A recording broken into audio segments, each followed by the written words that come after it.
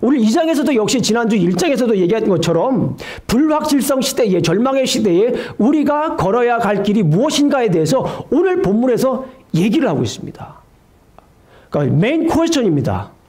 메인 퀘스천.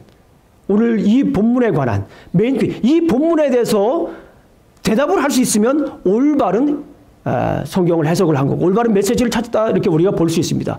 불확실성 시대에, 절망의 시대에 우리가 걸어야 할 길이 무엇인가에 대해서 오늘 사무엘서 2장에 대해서는 얘기를 하고 있습니다.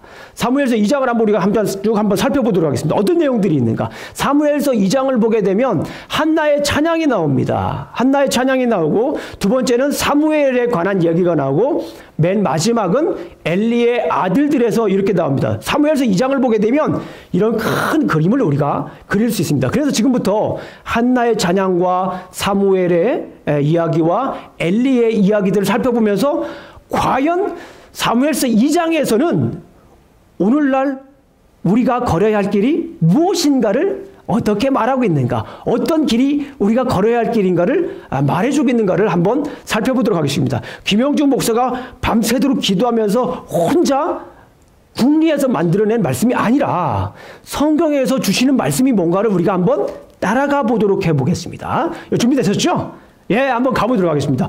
한나의 찬양이 나옵니다. 우리 성경을 말씀을 보게 되면 오늘 본문 읽은 것처럼 2장 1절부터 10절까지 한나의 기도가 나오는데 이것은 단순히 기도라고 하기보다는 노래이기도 합니다. 이것은 그래서 찬양입니다. 여러분들 잘 아시는 것처럼 이 한나가 오늘 이 본문에 나온 찬양을 하기 전에 1장에서 무엇을 했나요? 1장에서?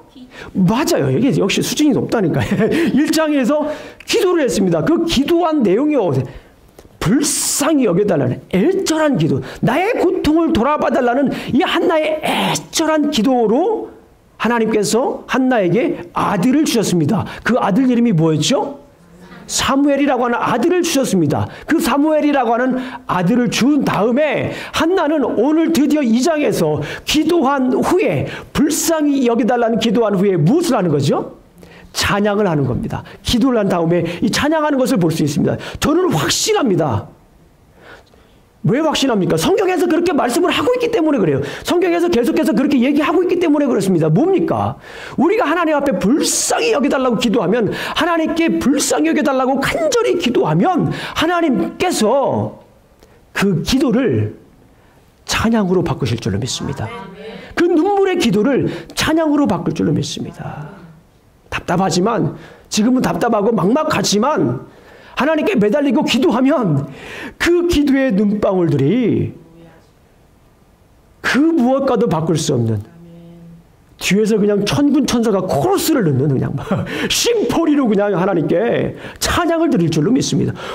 오늘 이 2장에 나와 있는 이 찬양이 성경에 나와 있는 찬양 중에, 노래 중에 가장 유명한 찬양입니다. 여러분 잘 아시는 것처럼 누가복음에 1장을 보시게 되면 마리아의 노래가 나옵니다.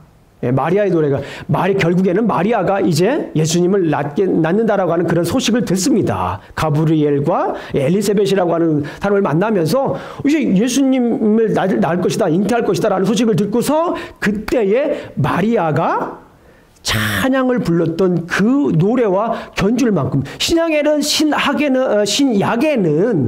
이 마리아의 노래가 있다면 이 구약에는 이 한나의 노래가 있다라고 할 정도로 아주 멋있는 찬양이 나와 있습니다. 1절부터 10절까지 나와 있지만 제가 간단하게만 설명을 드리도록 하겠습니다. 대지를 잡아서 이 한나의 찬양, 첫 번째, 왕이신 하나님을 찬양합니다.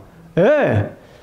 이 찬양도 이스라엘 백성들이, 이 히브리어는요, 단순히 그냥 쭉 쓰고 싶어서 쭉 써 있는 게 아닙니다. 히브리어를 가만히 보게 되면 하나의 호흡이 담겨져 있고 하나의 노래가 담겨져 있어요. 히브리어 자체가 운율이 있습니다. 히브리어 자체가 사람의 호흡이 담겨져 있어요. 그래서 그것을 가만히 이렇게 분석해 보면 그 호흡에 따라서, 그 운율에 따라서 이렇게 노래를 만들어 놓은 걸 볼 수가 있습니다. 그런데 이 왕이신 하나님을 어떻게 표현하냐면 1절과 10절에 있는 말씀을 한번 보세요. 1절과 10절에 있는 말씀을 보게 되면 이 서로 짝을 이룹니다. 처음과 마지막이 이렇게 짝을 이루도록 이렇게 되어 있어요. 내 마음이 여호와로 말미암아 즐거워하며 내 뿔이 여호와로 말미암아 높아졌으며, 여기까지만 읽을게요. 10절 말씀을 보게 되면 여호와를 대적하는 자는 산산이 깨어질 것이라. 하늘에서 우레로 그들을 치시리로다. 여호와께서 땅끝까지 심판을 내리시고 자기 왕에게, 또 왕이 나오잖아요. 왕에게 힘을 주시며 자기의 기름 부은 받은 자들의 뿔을 높이시리라. 1절에서도 나의 뿔을 높이시고, 자, 그 다음에 10절에서도 이 뿔을 높이십니다. 뭡니까? 왕이신 하나님, 온 우주를 뭐 하시는 하나님이십니까? 다스리시는 하나님에 대해서 얘기를 하고 있는 것을 볼 수가 있습니다. 예. 그리고 그 다음에 얘기하는 것이 뭡니까? 거룩하신 하나님, 왕이신 하나님을 찬양을 합니다. 두 번째는 간단히 요약을 해보니까 거룩하신 하나님을 찬양하는 모습을 우리가 볼 수 있습니다. 2절부를 보겠습니다. 2절을 보게 되면 거룩하신 하나님에 대해서 얘기를 합니다. 여호와와 같이 거룩하신 이가 없으니, 거룩하신 이가 없으니 이는 주밖에 다른 이가 없고 우리 하나님 같은 반석도 없음이시니이다. 3절을 보겠습니다. 심히 교만한 말을 다시 하지 말 것이며 오만한 말을 너희의 입에 내지 말지어다. 여호와는 지식의 하나님이시라 행동을 달아보시느니라. 여호와 하나님께서 뭐 한다고요? 행동을 달아보신다는 거예요. 우리 하나님, 여호와 하나님께서 우리의 행동들을 다 달아보십니다. 근데 가만히 말씀을 보니까 행동을 달아보시는데, 달아본다라고 하는 것은 뭐가 있어야 됩니까? 저울이 있어야 되는, 기준이 있어야 되는 거잖아요. 그런데 여호와는 어떤 것으로 이렇게 우리를 달아보실까요? 예, 거룩으로 달아보시는 거예요. 2절 말씀해 보니까 여호와 하나님은 거룩함으로 우리를 뭐 하신다? 달아보시는 겁니다. 거룩이라고 하는 게 뭐 여러 가지 언어학적으로 여러 가지 말을 하고 있지만 순수함 아닙니까? 순수함. 그 순수함이 있기 때문에 달아보실 수가 있는 거예요. 불순물이 있으면은 제대로 달아볼 수가 없는 거예요. 여호와 하나님께서 거룩하신 하나님이기 때문에 100% 완전 순수한 하나님이시기 때문에 사람을 달아보실 수가 있다라고 하는 겁니다. 이 거룩하신 하나님. 그리고 8절과 뒤에 나와 있는 말씀을 보게 되면 서로 짝을 이루어서 또 이렇게 거룩하신 하나님에 대해서 이렇게 말씀을 하고 있는 것입니다. 9절을 한번 보겠습니다. 그가 그의 거룩한 자들의 발을 지키실 것이요. 그죠? 거룩하신 하나님에 대해서 얘기를 하고 있죠. 이게 짝을 이루면서 맨 끝과 처음과 맨 끝, 그리고 그 다음 것과 그 다음 것, 그리고 이제 하나 더 있습니다. 능력의 하나님. 나머지 것들은 능력의 하나님에 대해서 얘기를 하고 있습니다. 4절 한번 보겠습니다. 용사의 활은 꺾이고 넘어진 자는 힘으로 띠를 띠도다. 그렇죠? 이 능력의 하나님께서, 능력의 하나님에 대해서 계속해서 얘기하고 있는 것을 보겠습니다. 5절을 보겠습니다. 5절. 예, 5절. 이건 한나의 고백과도 마찬가지예요. 5절. 풍족하던 자들은 양식을 위하여 품을 팔고 줄이던 자들은 줄이지 아니하도다. 전에 임신하지 못하던 자들은 7을 낳았고, 누구 얘기하는 거예요? 한나 얘기를 하는 거예요. 자기 얘기를 하는 겁니다. 아들을 낳았지만 하나님께서 주셨으니까, 누가 주셨으니까? 하나님께서 주셨으니까 하나님께서 주셨다라고 이렇게 한나는 고백하는 모습을 볼 수가 있습니다. 이 능력의 하나님에 대해서 계속해서 6절을 보게 되면 여호와는 죽이기도 하시고 살리기도 하시며 스올에게 내리기도 하시고 거기에서 올리기도 하시는도다. 여호와는 가난하게도 하시고 부하게도 하시며 낮추기도 하시고 높이기도 하시도다. 그렇죠? 가난하게 하는 거, 우리가 부하게 하는 거, 사실은 우리가 열심히 뭐 해야 됩니까? 노력을 해야 됩니다. 열심히 궁리를 해야 됩니다. 남이 하지 않은 거 정말 열심히 피땀 흘려 우리가 열심히 거두어야 됩니다. 그런데 그것의 열쇠는 누가 쥐고 있다는 거예요? 하나님. 그걸 우리가 깨달아야 됩니다. 능력의 하나님. 한나는 아이를 낳으면서 그걸 이 왕이신 하나님, 거룩하신 하나님, 능력의 하나님을 깨달은 거예요. 애절하게, 간절하게 불쌍히 여겨달라고 저는 할 수 없습니다. 아버지 도와주세요 하니까 하나님께서 뭐 하신 거예요? 왕이신 하나님께서 이 세상을 다스리시는 하나님께서 아이를 주셨다라고 이렇게 하나님을 고백하는, 하나님께 찬양하는 모습을 우리가 볼 수가 있습니다. 이것이 이제 먼저 한나의 찬양으로 오늘 본문을 시작하면서 이제 이것이 사무엘서 전체의 이 노래가 어떻게 될까요? 네, 울려 퍼집니다. 이 노래가, 이 찬양이 계속해서 사무엘서에 막 울려 퍼집니다. 여호와 하나님은 왕이십니다. 거룩하신 하나님입니다. 능력의 하나님이다라는 것이 이 구구절절히 울려 퍼집니다. 그리고 나서 사무엘하, 그러니까 24장이 마지막이잖아요. 사무엘하 23장을 가게 되면 거기에서 누구의 노래가 나오시는지 아십니까? 다윗의 노래가 나와요. 아하, 짝을 이루는 거예요. 처음과 마지막을 이렇게 쫙 두 기둥으로, 한나의 기도로, 또 이쪽 마지막에 누구의 기도입니까? 다윗의 찬양, 한나의 찬양, 또 다윗의 찬양.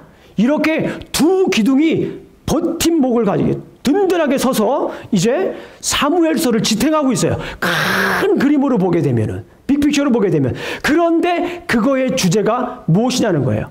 왕이신 하나님에 대해서, 또 거룩하신 하나님에 대해서, 능력의 하나님에 대해서 얘기를 하고 있다. 아멘? 아멘. 하나님은 왕이십니다. 아멘? 아멘. 하나님은 왕이셔서 우리를 지금도 다스리고 있는 줄로 믿습니다. 아멘. 그리고 그 하나님은 거룩하십니다. 아멘? 아멘. 거룩하신 하나님이세요. 그런 다음에 이렇게 한나의 찬양을 통해서 이렇게 시작을 하면서 이 한나의 마음을 보여준 다음에, 그런 다음에 본격적으로 오늘 본문으로 들어가서 이제 우리가 어떻게 살아야 갈지 얘기를 해줍니다. 자, 그러면서 오늘 본문을 가만히 한번 구조를 살펴보도록 하겠습니다. 자, 먼저 11절을 보게 되면 사무엘이 나옵니다. 사무엘이 나오는데 그 사무엘이 어떤 일을 합니까? 11절에 보니까 그 사무엘이 어떻게 합니까? 엘가나는 라마의 자기 집으로 돌아가고 그 아이는, 여기서 그 아이가 누굽니까? 사무엘입니다. 아이는 제사장 엘리 앞에서 여호와를 어떻게 합니까? 섬기는 모습을 볼 수 있습니다. 여호와 하나님을 섬겨요. 누구는 섬깁니까? 사무엘은 여호와 하나님 앞에서 섬기는 모습을 볼 수가 있습니다. 이게 기준입니다. 이게 뭐라고요? 이게 기준입니다. 1절밖에 되질 않지만 이 오늘 본문을 이해하는 기준입니다. 뭐라고요? 기준입니다. 11절 말씀이, 사무엘은 여호와 앞에서 뭐하고 있다? 지금 섬기고 있다. 이거를 머릿속에 잘 집어넣어 주시고 오늘 본문 말씀을 한번 쭉 보도록 하겠습니다. 그런 다음에 사무엘은 여호와 하나님 앞에서 섬긴다라고 하는 이 말씀 다음에 어떤 말씀이 나오나 한번 잘 보세요. 제가 그 뒤로 나오지 않고 엘리의 아들들에서 성경은 얘기를 하고 있습니다. 엘리의 아들은 어떻습니까? 엘리의 아들의 모습을 보니까 어때요? 엘리의 아들의 모습은 한마디로 말하면 무슨 자입니까? 불량자입니다. 예, 12절 말씀을 보겠습니다. 엘리의 아들들은 행실이 나빠 여호와를 뭐했다고요? 알지 못했다라고 이렇게 얘기하는 모습을 볼 수가 있습니다. 예, 계속해서 여호와 하나님을 뭐했다고요? 알지 못했다라고 하는 모습을 우리가 볼 수 있습니다.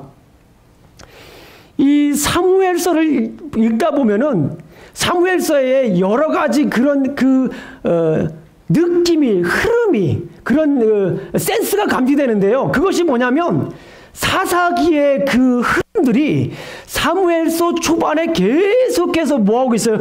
감지가 되고 있습니다. 성경을 읽으면서 성경을 촉각을 예민하게 이렇게 세우시고 읽으시는 분들은 그런 감지를 할 수 있습니다. 사무엘서의 초반부에는 사사기 시대의 그런 여운들이 계속해서 이어져 오고 있는 것을 볼 수가 있습니다. 사사기서 2장 10절을 보게 되면 오늘 이 엘리의 아들들과 비슷한 이야기를 해요. 그것이 뭐냐면 다음 세대가 여호와를 알지 못하여 여호와께서 이스라엘을 위하여 행하신 일도 알지 못했다. 사사기서 2장 10절 말씀을 보니까 세대가 여호와를 뭐했다고 그래요? 알지 못했다. 세대가 여호와를 알지 못하여 여호와께서 이스라엘을 위하여 하신 일도 뭐했다라는 거예요? 알지 못했다라는 거예요. 그런데 오늘 엘리의 그 아들들도 누구를 알지 못했다라고 하는 거예요? 여호와 하나님을 알지 못했습니다. 그래서 행실을 보니까 아주 나쁜 일들을 우리가 하는 모습을 볼 수가 있습니다. 15 15절을 보겠습니다. 15절을 말씀을 보게 되면 기름을 태우기 전에도 제사장의 사환이 와서 제사 드리는 사람에게 이르기를 제사장에게 구워 드릴 고기를 내라. 그가 내게 삶은 고기를 원하지 아니하고 날 것을 원하신다 하다가 보세요. 기름을 갖다 자기들이 먹는 거예요. 여러분들 잘 아시겠지만 레위기서 3장 16절을 보게 되면 기름은 누구 거예요? 누구 겁니까? 하나님 거예요. 하나님 건데 여호와 하나님을 알지 못하여서 여호와 하나님 것과 자기 것을 구분을 못하는 거예요. 지금 구분을 못하는 상황입니다. 하나님께 드려야 될 것을 대제사장의 아들들이 그거를 갖다가 자기가 먼저 먹습니다. 이런 아주 영적으로 암흑의 시대를 우리가 계속해서 이렇게 좀 집중 조명하고 있는 것을 우리가 볼 수 있습니다. 여기서 끝나는 게 아니에요.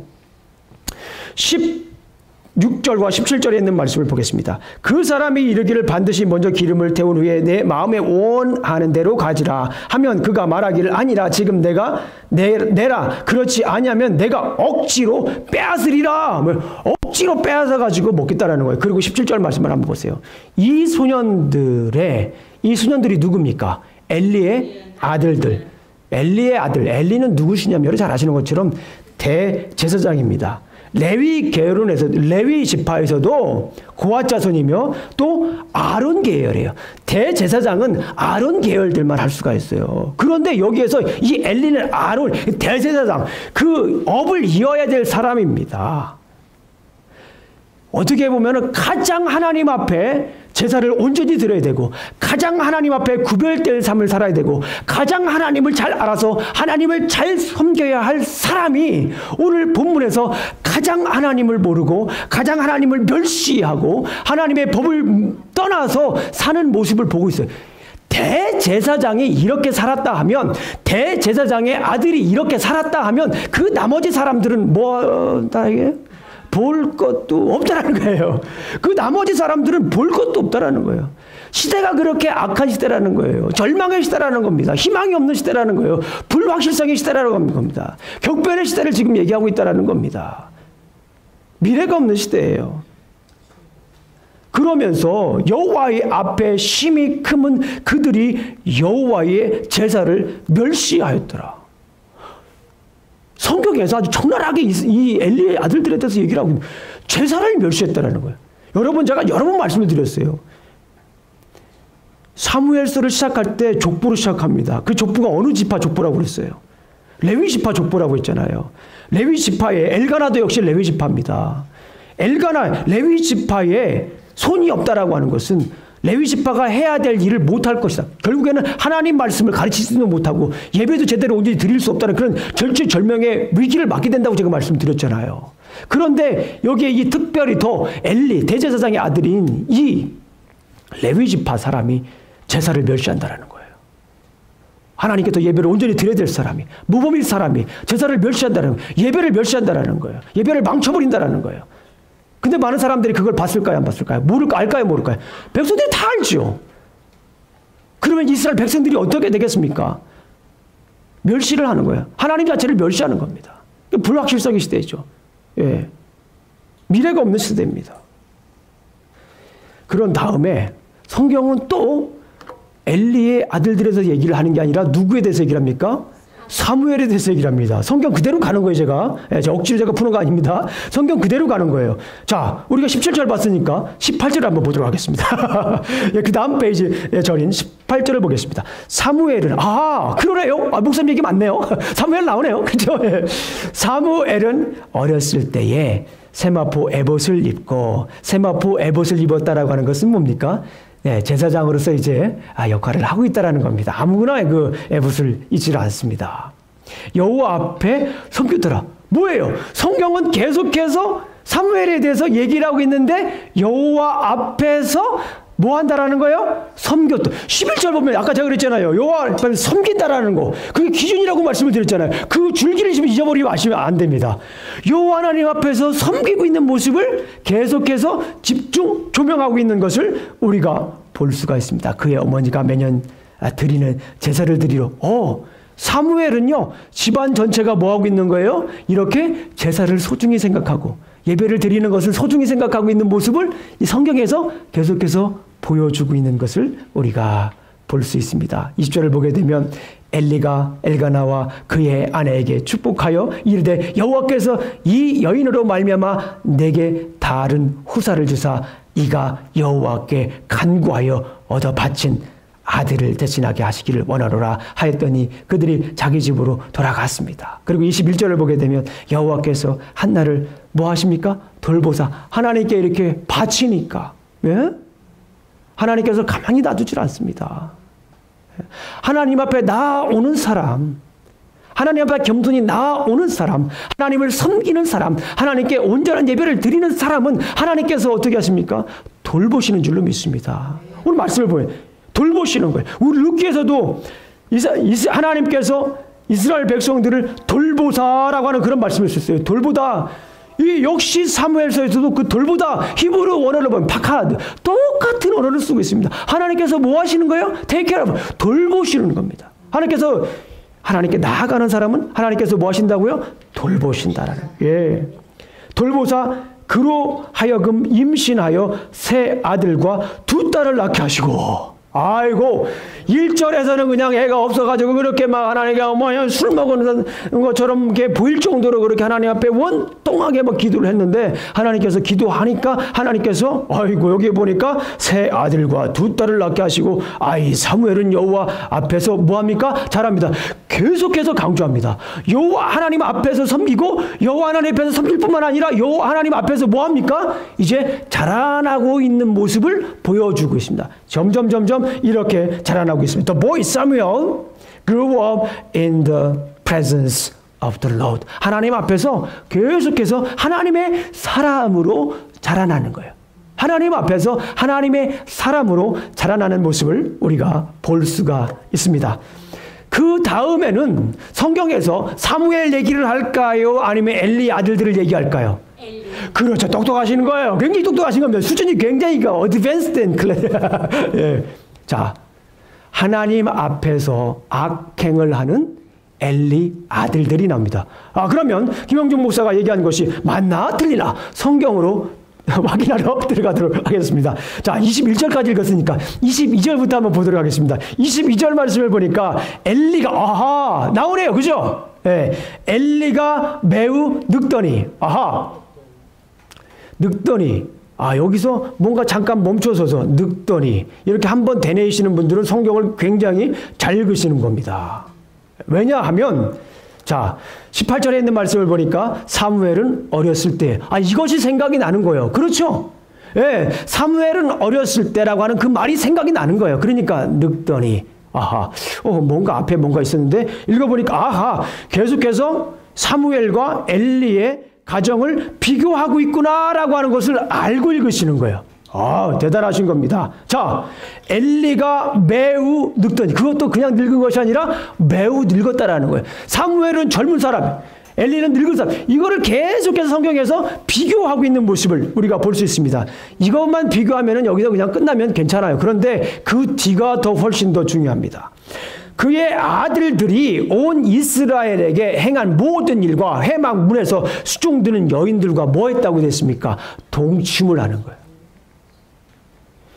이게 당시 사람들이 하던 행동이라는 거예요. 이게 당시 시대 사람들이 하는, 아까 말씀을 드렸죠. 제사장의 아들들이 이렇게 했으니 당시 사람들은 어떻게 할까 보냐. 그 얘기예요, 지금. 세상의 사람들이 이렇게 악하게 행하고 있다라고 하는 것을 지금 계속해서 보여주고 있는 것입니다. 그들이 이르되 너희가 어찌하여 이런 일을 하느냐? 내가 너희의 악행을 이 모든 백성에게서 듣노라. 제발 좀 아버지 체면 좀 살려줘라. 내가 니들 때문에 얼굴도 못 들고 다니겠다. 이거 뭐냐 이거. 그러고서 그 아들들을 어렸을 때부터 훈계하고 어렸을 때부터 하나님 말씀으로 뭐를 보여야 돼요? 모범을 보였더라면 이런 일이 벌어났을까요? 안 났을까요? 예. 그러니까 많은 분들이 그런 얘기를 하는 거예요. 여기에서 이 엘리 제사장도 어렸을 때부터 자녀 교육을 실패했다라는 거예요. 뭐예요? 자녀 교육이라고 하는 것은 뭐로 하는 거다? 말로 하는 거다? 자녀 교육을 말로 해서 성공할 것 같으면 이 세상에 불량한 아들들 하나도 없다. 맞습니까? 같은 말씀입니까? 맞죠? 말로 해가지고 바뀔 것 같으면 다 변해요. 다 착한 사람이죠. 다 부모님에게 사랑받는 사람이죠. 선생님에게 사랑받는 사람이죠. 말로 그거 됩니까? 안 됩니까? 말로 되질 않아요. 뭐로 됩니까?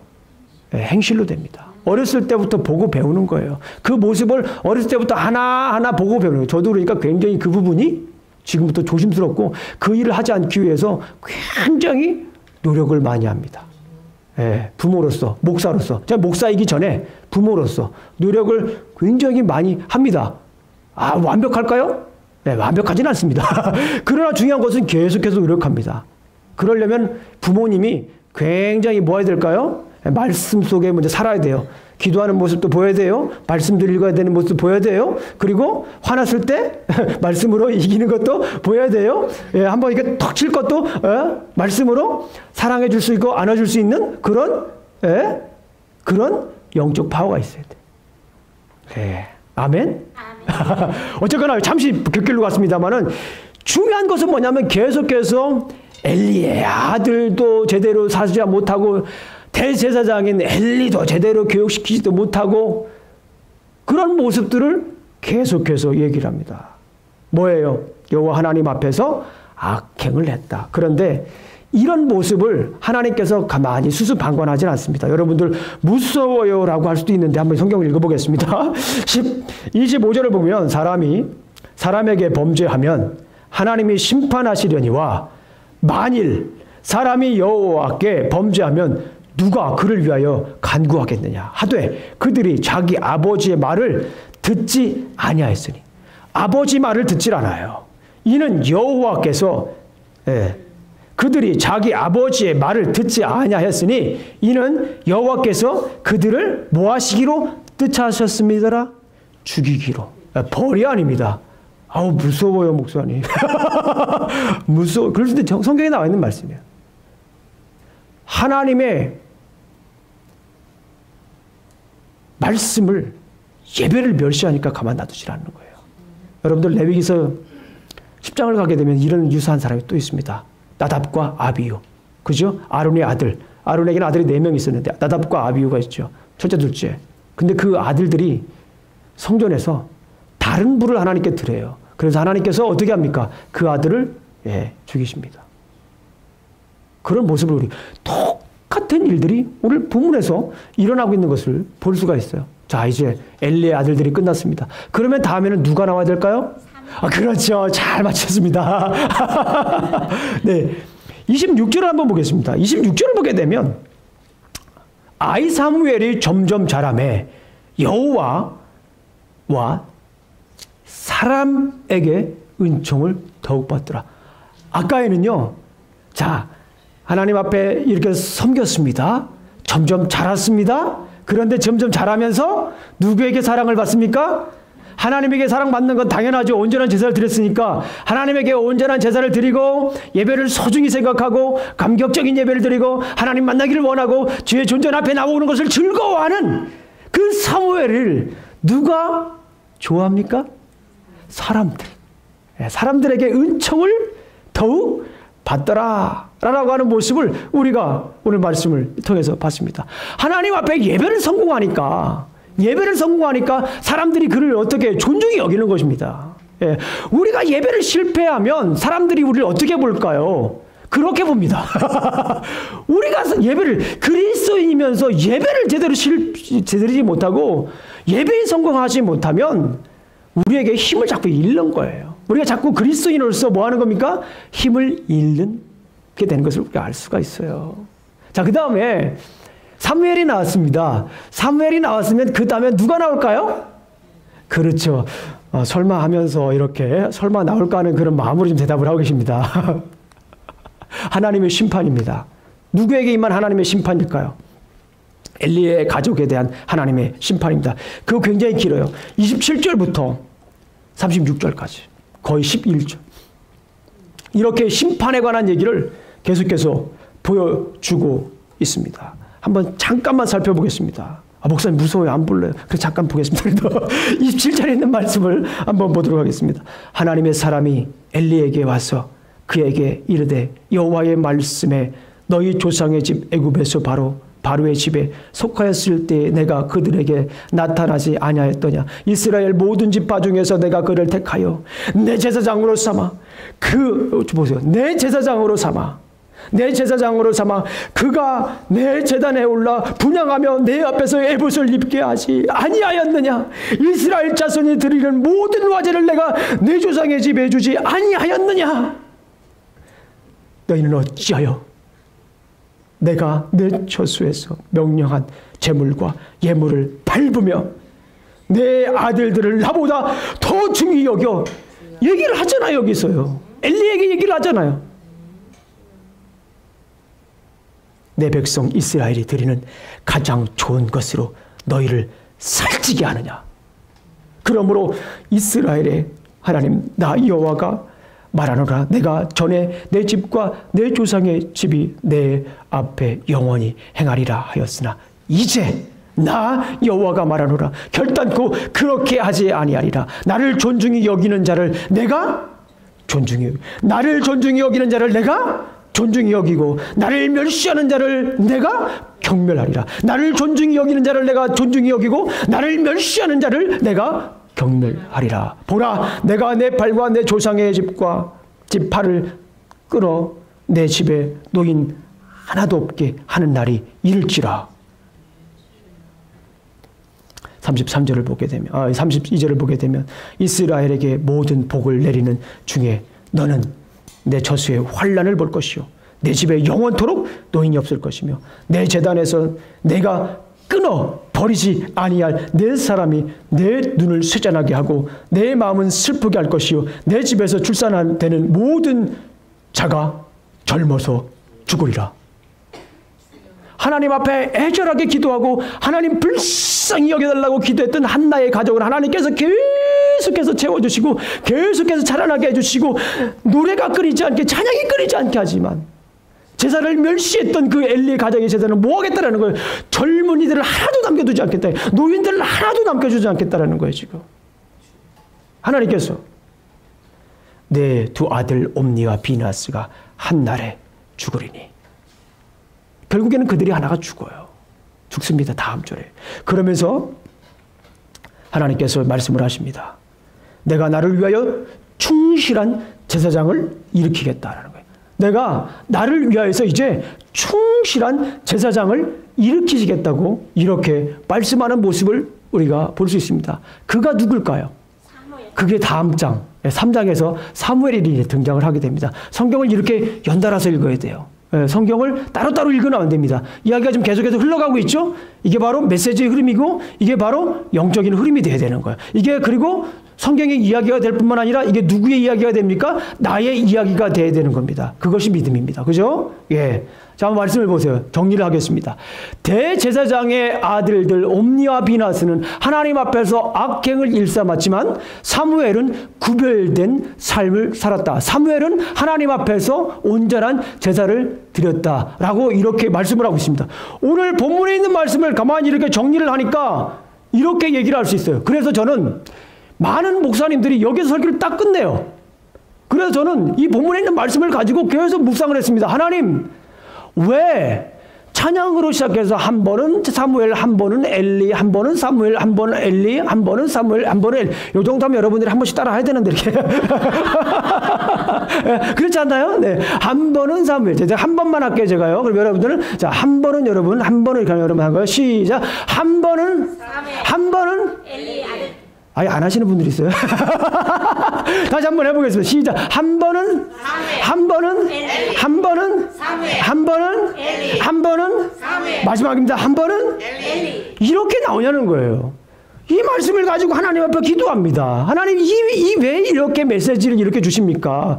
처음에 이 메시지를 읽으면 그런 생각이 들어요. 아우, 왜 이렇게 왔다 갔다 하시지? 정신은 혼란스럽네. 좀 쭉 쓰시면 안 될까? 하나님 다음부터 쓰실 때 성경을 이런 생각이 들 때가 있어요. 그런데 하나님께서 굳이 이렇게 성경 말씀을 기록하셨다라는 거예요. 그러면 왜 이렇게 썼냐고 따질 것이 아니라 왜 그렇게 쓰셨는지 한번 하나님의 마음을 어떻게 해보자? 읽어보자. 저는 그렇게 생각이 들었습니다. 하나님께서 이렇게 배치를 하신 이유, 그것은 뭐다? 엘리의 삶과 사무엘의 삶을 뭐하게 하시려고? 비교하시려고. 예. 대조하시려고. 이렇게 하신 겁니다. 대조하시려고. 그 차이점을 보기 위해서. 여러분들 잘 보세요. 그러면서 저는 거기에서 그런 답변을 내릴 수가 있습니다. 이렇게 구별하기 위한 거예요. 구별하기 위한 거. 엘리의 아들들과 사무엘의 가문을 뭐하기 위해서? 구별하기 위해서. 뭐하기 위해서요? 구별하기 위해서. 디스팅션 하기 위해서, 세퍼레이션 하기 위해서, 이게 구별하기 위해서 보여주고 있는 거예요. 그러면서 저는 딱 쳤습니다. 구별이라고 하면 중요한 단어가 있습니다. 성경의 여러 가지 언어들 중에, 히브리 언어 중에 코데시라고 하는 말이 있어요. 코데시라고 하는 말은 뭐냐면 거룩이라는 뜻입니다. 거룩. 히브리어로 한번 써볼게요, 제가요. 코데시. 잘 보셨죠? 이 코데시라고 하는 말은 뭐냐면 이게 거룩이라고 하는 뜻이에요. 근데 거룩이라고 하는 뜻을 가만히 이렇게 살펴보니까 이 말은 무슨 뜻이냐면 구별이란 뜻입니다. 다시 말씀을 드리면 이것은 보통 거와 다른 것. 다른 사람들이 하는 거 따라서 하는 것이 아닌 다른 것. separation 된 겁니다. separation 된 거예요. separation. 깨끗한 것을 얘기를 하는 거예요. 여기에서. 분리된 겁니다. 분리된 거. separation from a sin. 이게 the holiness means separation from sins. unclean. 이런 것을 holiness라고 하는 거예요. 그렇구나. 이 성경 말씀에서 지속적으로 계속해서 보여주고 있는 말씀의 중요한 의미가 뭐냐라고 하는 것을 보게 되면은, 이 혼란의 시대, 이 불확실성의 시대, 한국에서는 3포 시대, 5포 시대, 7포 시대, 절망의 시대, 미래 없는 시대, 불확성 시대를 얘기를 하고 있지만 이 시대가 그대로 그 모습을 보여주고 있는데요. 하나님을 알지도 못하는 그 불확실한 시대에 있는데 이 사무엘 시대가요. 이 시대에 정말 하나님이 우리에게 원하시는 삶, 이 시대를 꿰뚫고 나갈 수 있는 삶이 뭐냐라고 우리에게 이 본문을 통해서 말씀해 주고 싶다라는 거예요. 그것이 뭡니까? 거룩이다라는 거예요. 우리 길을 찾았다. 아멘? 거룩이라고 하는 거예요. 이 시대를 우리가 어떤 사람들이 요즘 세상이 어떤 세상인데 거룩하게 살아. 그 옛날 그 장롱에다가 집어넣고 살아. 꺼내지 마 다시도. 거북해. 그럴 수도 있단 말입니다. 그게 아니에요. 근데 오늘 본문에서 얘기하고 있잖아요. 하나님의 귀한 말씀이 뭐예요? 거룩하라라고 하는 거예요. 이 시대를 우리가 살아가는 가장 기본적인 삶. 지난주에는 기도하라고 그랬어요. 어떻게 불쌍히 여겨달라고 기도하는 것이 이 시대를, 불확실성의 시대를 확신의 시대로, 절망의 시대를 희망의 시대로 바꿀 수 있는 열쇠라고 말씀드렸습니다. 길이라고 말씀을 드렸습니다. 오늘 본문에서는 뭡니까? 거룩입니다. 세상 사람들이 다 그렇게 한다고 따라가면 안 된다는 거예요. 세상 사람들이 저기 박 집사님도 하고요, 김 집사님도 하고요. 그렇다고 해서 제가 여기서 박 집사님, 김 집사님 놀라지 마세요. 그냥 하는 겁니다. 다 그렇게 하는데, 김 장로님도 하고, 어디 목사님도 그렇게 하네. 다 사람들이 한다고 해서 그대로 따라가면 된다, 안 된다? 안 된다라고 하는 말씀입니다. 오늘 본문의 영적인 이 어둠의 시대에서 우리가 정말 구별된 삶을 살기를 하나님께서 원하시고 있는 것을 우리가 볼 수가 있습니다. 이 거룩이라고 하는 것은 이 구별된 삶을 얘기하는데요. 제가 조금 더 이 구별된 삶이라고 하는 말씀을 가지고 오늘 성경 본문에 있는 걸 가지고 조금만 더 연구를 해보고 조금만 더 기도했을 때 하나님께서 이런 말씀을 주셨어요. 오늘 본문에서 말하는 거룩은 자기가 하나님의 백성으로 해야 할 일을 하는 것이다. 들래? 맞아요. 맞죠? 사무엘은 자기가 제사장으로서 해야 할 일들을 했을 뿐이에요. 근데 하나님께서는 그것을 받아주시는 거예요. 그 거룩함을 받아주시는 거예요. 그러나 엘리는 자기가 해야 할 일을 하지 않았어요. 제사장으로서 제사를 멸시했어요. 제사를 온전한 예배를 드리지 않았습니다. 거룩하지 않은 거예요. 그게 거룩하지 않다라는 거예요. 하나님은 그를 가만 놔두시지 않는다는 겁니다. 성경 말씀해 보니까. 그래서 오늘 본문에 있는 말씀을 볼 때 거룩은 자기가 하나님의 백성으로 해야 할 일을 하는 것이다. 자기가 서야 할 자리에서 서 있는 것. 이것이 바로 거룩이라고 말씀을 드릴 수 있는 것입니다. 목사에게 거룩이 뭡니까? 거룩한 가운을 입고 할렐루야. 오늘도 여러분 목소리를 이렇게 나지막하게 까르면서 예. 하나님의 모든 권세를, 하나님의 모든 권위를 여러분들에게 마치 막 다 나눠주는 것처럼 얘기하는 것, 그건 거룩이 아닙니다. 그거를 우리가 전문적인 용어로 뭐라고 합니까? 거북이다. 이렇게 거북하다. 그렇게 얘기를 합니다. 예. 한 40일 기도한 건 왜 이렇게 뭐 자랑하고 나는 40일 기도했는데 예. 40일 기도 안 하시고 승리하실 수 있으면 그분이 더 거룩하신 거예요. 40일 기도하시고 와서 나는 40일 기도했네, 머리 다 빠졌다가 다시 났네, 뭐 하면서, 그래, 뭐 그러면서 누굴 봤네, 뭐 이러면서 그러면서 엉망진창으로 살고 세상 법도 하나도 안 지키고 말이야. 예? 설교 준비도 안 하고, 남의 설교 베끼고, 그건 거룩이 아니라는 거예요. 그건 거룩이 아닙니다. 부모는 어떻습니까? 아이들을 잘 돌보고, 하나님의 사람으로 잘 자도록 부모로서 해야 할 일들, 부모로서 서야 할 자리에 서는 것, 이것이 뭐예요? 거룩입니다. 이게 거룩이에요. 거룩이라고 하는 것은 내 마음속에서만 머물러 있으면 안 돼요. 여러분들 잘 아시는 것처럼 보세요. 레위기서 어렵죠. 간단하게 요약해 드렸잖아요. 제가요. 레위기서 1장부터 16장까지는 죄인인 인간이 거룩한 하나님과 어떻게 교제할 수 있을까? 그러면서 얘기하시는 것이 제사법에 대해서 얘기를 하는 거예요. 그래서 제사법에 대해서 계속 얘기를 합니다. 제사의 규례에 대해서 얘기를 합니다. 그런 다음에 17장부터 마지막 27장까지는 절기에 대해 하는데, 절기에 대해서 얘기를 합니다. 그건 뭐예요? 삶이에요, 삶. 우리가 제사를 지킨다라고, 제사를 드릴 뿐만 아니라, 예배를 드릴 뿐만 아니라 그 예배가 어디로 와야 된다? 그 거룩함이 삶으로 와라라고 하는 하나님의 간절한 마음이 거기에 담겨져 있는 것입니다. 삶으로 나타나야 되는 거예요. 어제 우리 제시카하고 리처드가 결혼을 했잖아요. 신랑은 신랑의 자리에 서 있어야 돼요. 신부는 신부의 자리에 서 있어야 돼요. 남자는 남자의 자리에 서 있어야 돼요. 여자는 여자의 자리에 서 있어야 돼요. 남자가 여자의 자리에 서 있어요. 거룩이 아닙니다. 자, 돌려서 말하고 있는 거예요, 지금요. 남자가 남자로서 역할을 해야 되는 겁니다. 여자는 여자로서 역할을 해야 되는 거예요. 남자가 여자의 자리에 서게 되면 그것은 뭐예요? 거룩하지 않은 겁니다. 직장에서 우리는 어떻게 해요? 직장에서 정직하게 우리 열심히 일해야 돼요.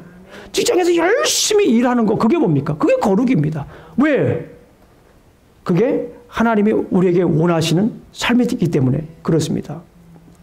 학생들은 어때요? 학생들은 열심히 공부해야 됩니다. 학생은 학생으로서의 자기 자리에 서 있어야 돼요. 학생은 학생으로서의 자기 자리에 마땅히 해야 할 일을 하는 것이, 그게 바로 거룩인 것을 우리가 알 수가 있습니다. 거룩은 주님이 주신 그 명령을 내가 선 자리에서 하나하나 뭐 하는 것입니까? 하나하나 살아가는 것이 바로 거룩입니다. 거룩한 삶은 불확실 시대에 사는 우리가 걸어야 할 뭡니까? 길입니다. 우리 다 같이 기도하시겠습니다. 하나님 아버지, 감사합니다. 불확실성 시대를 우리가 어떻게 걸어가야 할지 우리가 알았습니다. 주님 앞에 우리가 거룩한 삶을 살기를 원합니다. 세상과 구별된 삶을 살기를 원합니다. 하나님의 백성으로서 마땅히 우리가 해야 할 길을 하게 하여 주시옵소서. 우리가 서야 할 자리에 우리가 마땅히 서게 하여 주시옵소서. 그 자리에서 주님 말씀 따라 사랑으로 품으며 살아갈 수 있도록, 그럼에도 불구하고 사랑으로 품으며 살아갈 수 있도록 인도하여 주시옵소서. 이제는 우리 구주 예수 그리스도의 은혜와 하나님의 사랑과 성령님의 교통하심이 날마다 거룩한 길을 따라가기를 원하는 우리 사랑하는 성도분들 머리 위에 이제부터 영원히 함께할지어다. 아멘.